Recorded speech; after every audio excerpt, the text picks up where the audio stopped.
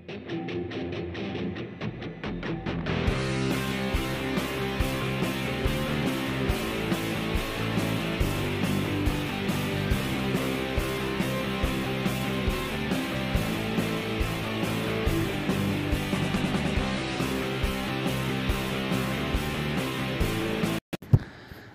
Passing away of বাপু, নয়নতারা সেগালের লেখা।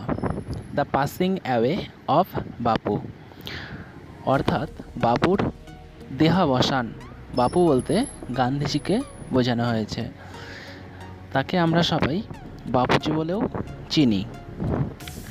Passing away, passing away, pass away শব্দের অর্থ আমরা জানি মারা যাওয়া।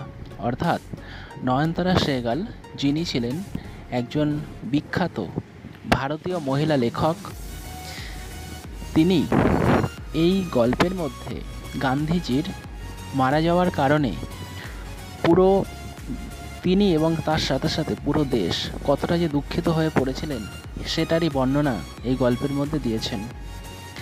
তার এই দ্য পাসিং অ্যাওয়ে অফ বাপু, তার লেখা প্রিজন অ্যান্ড চকলেট কেক, এখান থেকে যে স্মৃতিচারণা, এই প্রিজন অ্যান্ড চকলেট কেক থেকে দ্য পাসিং অ্যাওয়ে অফ বাপু এই গল্পটি নেওয়া হয়েছে। Unit 1, I was having tea at home. I was having tea at home অর্থাৎ আমি বাড়িতে চা পান করছিলাম। On the evening of 30th January 1948, 1948-এর 30শে January. When I was called, যখন আমাকে ডাকা হয়েছিল, টু বিড়লা হাউস, বিড়লা হাউসে, বাই অ্যান আর্জেন্ট টেলিফোন, একটি ফোনের মাধ্যমে, একটি জরুরি টেলিফোন করে আমাকে বিড়লা হাউসে ডাকা হয়েছিল। কেন? গান্ধীজি হ্যাজ বিন শুট, কারণ গান্ধীজিকে গুলি করা হয়েছিল। On his way to a prayer meeting, প্রার্থনা সভায় যাওয়ার সময় গান্ধীজি গুলিবদ্ধ হন। এই কারণে আমাকে একটি আর্জেন্ট টেলিফোন করে, খুব জরুরি টেলিফোন করে বিড়লা হাউসে ডাকা হয়েছিল। I was numb with shock as I got into the car. I was numb মানে আমি কিছুই বলতে পারছিলাম না, পুরো পাথরের মতো হয়ে গিয়েছিলাম। উইথ শক, চমকে গিয়েছিলাম। As I got into the car, যখন আমি গাড়িতে উঠলাম তখন আমি পুরো হতবাক হয়েছিলাম। At the Birla house, Birla হাউসে, গান্ধীজির রিলেটিভস অ্যান্ড ফলোয়ার্স, গান্ধীজির আত্মীয় এবং অনুগামীরা, হ্যাড গ্যাদার্ড, জড়ো হয়েছিল, রাউন্ড হিজ বডি, তার দেহের চারদিকে। দেয়ার ওয়াজ সাইলেন্স ইন দ্য রুম, ঘরের মধ্যে সবাই চুপচাপ ছিল। অ্যাজ গান্ধীজি ব্রিথেড হিজ লাস্ট, কারণ গান্ধীজি শেষ নিঃশ্বাস ত্যাগ করেছেন। ওয়ার্ডস অফ বাপুজিস ডেথ, গান্ধীজির মৃত্যুর খবর, had spread through Delhi, Delhi থেকে ছড়িয়ে পড়েছিল, like a flame fanned by wind, ঠিক যেভাবে আগুন হাওয়ার মাধ্যমে খুব দ্রুত ছড়িয়ে পড়ে, ঠিক সেরকমভাবেই গান্ধীজির মৃত্যুর খবর দিল্লি থেকে সব জায়গায় ছড়িয়ে পড়ল। Sad groups of men and woman, দুঃখিত পুরুষ এবং মহিলারা, হ্যাড কালেক্টেড, জড়ো হয়েছিল, অ্যারাউন্ড বিড়লা হাউস, বিড়লা হাউসে চারদিকে। আউট অফ এভরি উইন্ডো, প্রতিটি জানলা দিয়ে, ওয়ান কুড সি, দেখা যাচ্ছিল, a brown blur of faces, বাদামি আবছা মুখগুলো। They did not make a sound, তারা কোনো আওয়াজ করছিল না। There was an unnatural silence, সেখানে একটা অস্বাভাবিক নিস্তব্ধতা বিরাজ করছিল। ইট ওয়াজ, এটা মনে হচ্ছিল, অ্যাজ ইফ, যেন, টাইম স্টুড, সময় থমকে দাঁড়িয়ে গিয়েছিল, still for those few minutes, কয়েক মিনিটের জন্য।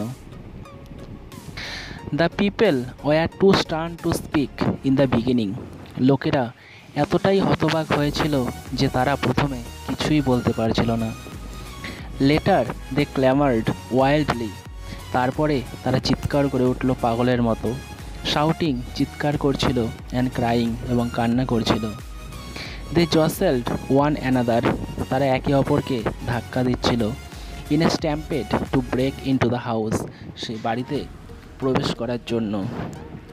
দে কালমড এ লিটিল, তারা কিছুটা শান্ত হয়েছিল।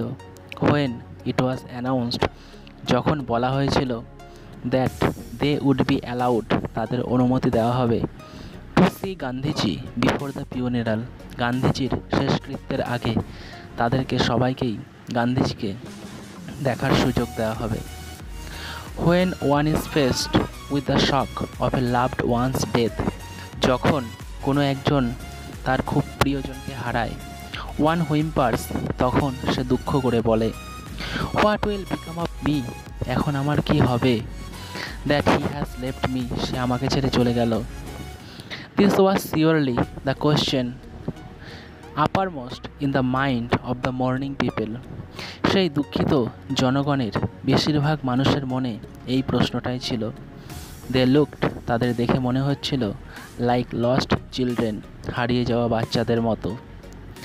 ইট was the question in many of our hearts as we sat, এই প্রশ্নটা আমাদের বেশিরভাগ মানুষের মনেই ছিল।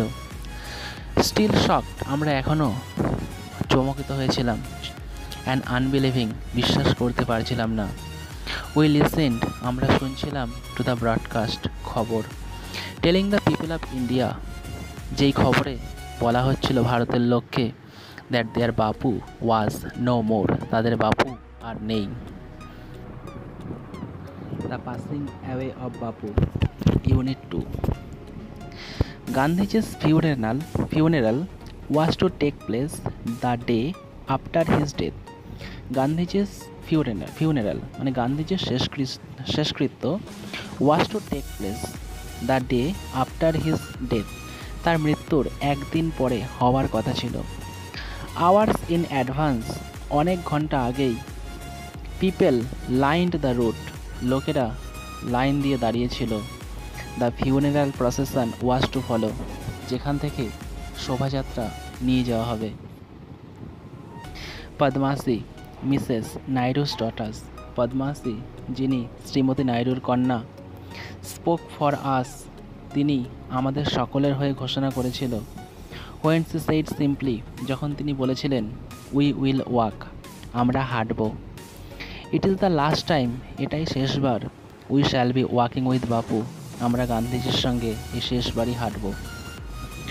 ইট ওয়াজ অ্যান অ্যাগোনাইজিং ওয়াক, এটা ছিল একটা বেদনাদায়ক পদযাত্রা।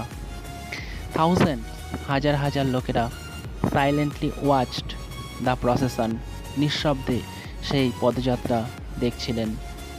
বাপু lay on an open truck, বাপু একটি ট্রাকের ওপরে, খোলা ট্রাকের ওপরে শুয়েছিলেন। কভার্ড উইথ ফ্লাওয়ার্স, তার দেহটা ফুল দিয়ে ঢাকা ছিল। থাউজেন্ডস অফ পিপল ওয়েপ্ট, হাজার হাজার লোকেরা কান্না করছিল। Trying to touch Bapu's feet, তারা চেষ্টা করছিল গান্ধীজির পা স্পর্শ করার। It was impossible to move in the thick crowd, কিন্তু এত ভিড়ের মধ্যে হাঁটা সম্ভব ছিল না, অসম্ভব ছিল।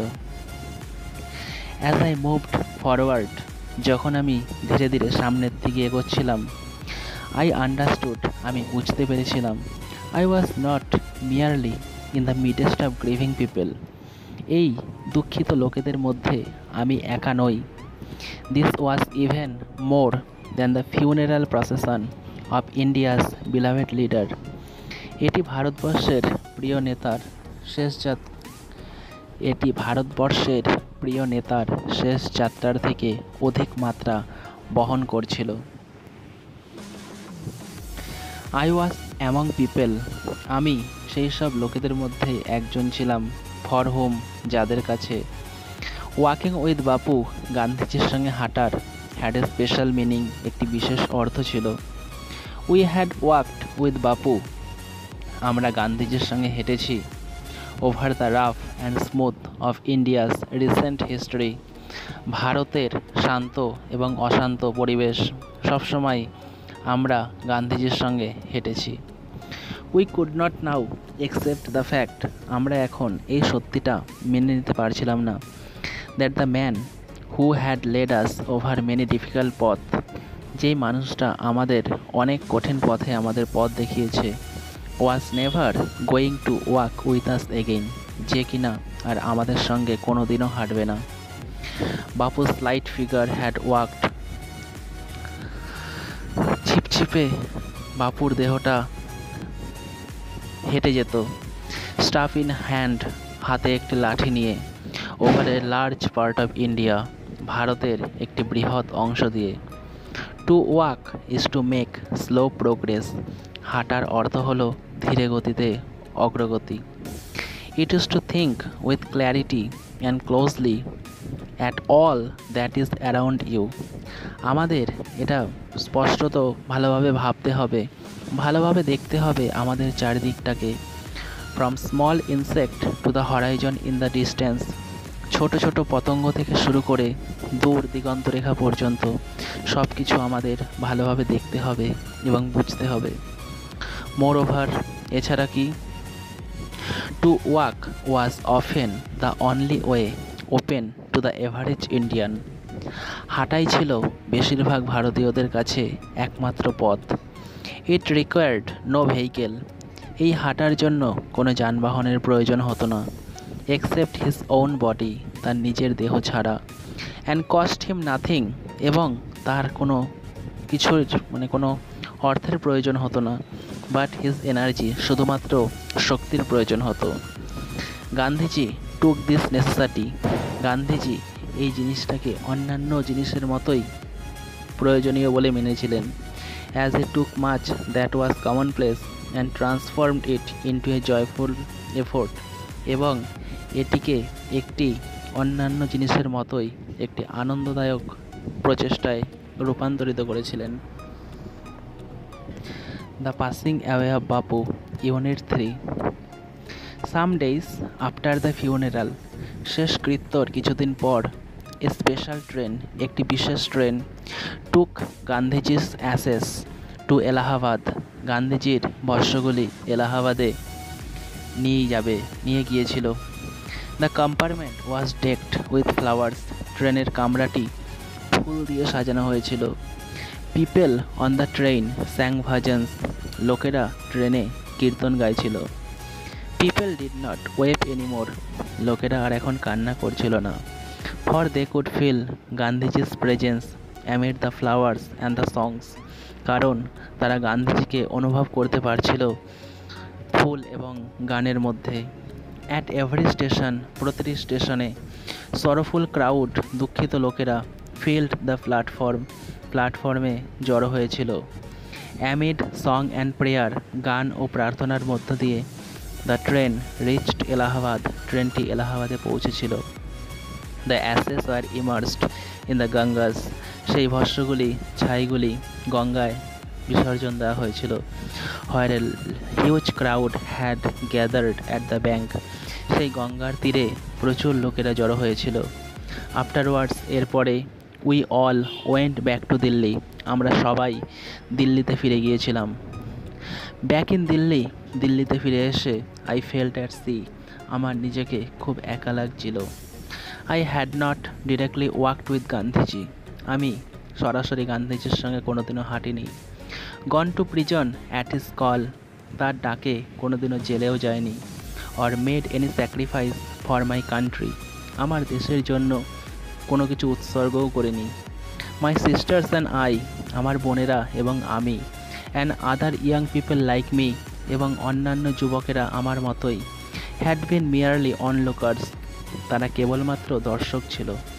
But still I felt at sea, তবুও আমার নিজেকে খুব একা লাগছিল। আই ফেল্ট, আমার মনে হচ্ছিল, I had grown up within a magic circle, আমি একটি জাদুবৃত্তের মধ্যে জন্মগ্রহণ করেছিলাম। উইথ বাপুস পাসিং অ্যাওয়ে, গান্ধীজির মারা যাওয়ার সঙ্গে সঙ্গে, আই ফেল্ট, আমার মনে হচ্ছিল, দ্য ম্যাজিক সার্কেল হ্যাড ভ্যানিসড, সেই জাদুবৃত্তটা অদৃশ্য হয়ে গেছে। লিভিং মি আনপ্রোটেক্টেড, আমাকে অসুরক্ষিত রেখে। With an effort I roused myself, আমি একটু কষ্ট করে নিজেকে জাগিয়ে তুললাম। আই আস্কড মাইসেলফ, আমি নিজেকে প্রশ্ন করলাম, had Bapu lived and died for nothing, Gandhiji কি কোনো কিছুর জন্য জীবন দেননি। How could I so easily lose courage? আমি কিভাবে এত সহজে নিজের আত্মবিশ্বাস হারাতে পারি? When he was no longer দেয়ার, তিনি এখানে নেই তো কি হয়েছে? My values were not so weak, আমার মূল্যবোধগুলি একদমই দুর্বল নয়। Millions of people would have been ordinary folk but for Bapu, এরকম লক্ষ লক্ষ লোক গান্ধীজির কাছে সাধারণ লোকই ছিল। He brought them out of indifference, তিনি উদাসীন লোকদের একত্রিত করেছিলেন। Awakened them to one another suffering, এবং একে অন্যের দুঃখ কষ্টর সম্বন্ধে জাগিয়ে তুলেছিলেন। হোয়াট ইফ, তাতে কি হয়েছে? নাও বাপু ইজ গন, গান্ধীজি এখন নেই। উই আর স্টিল দেয়ার, আমরা এখনও রয়েছি। ইয়ং, যুবক, স্ট্রং, শক্তিশালী, অ্যান্ড প্রাউড, এবং আমরা গর্বিত। To bear his banner before us, তার যে পতাকা সেটি আমরা বহন করে নিয়ে যাব। বাপু হ্যাড পাস্ট অ্যাওয়ে, গান্ধীজি মারা গেছেন। But his India would continue to live in his children, কিন্তু তার এই দেশ তার এই বাচ্চাদের মধ্যেই বেঁচে থাকবে।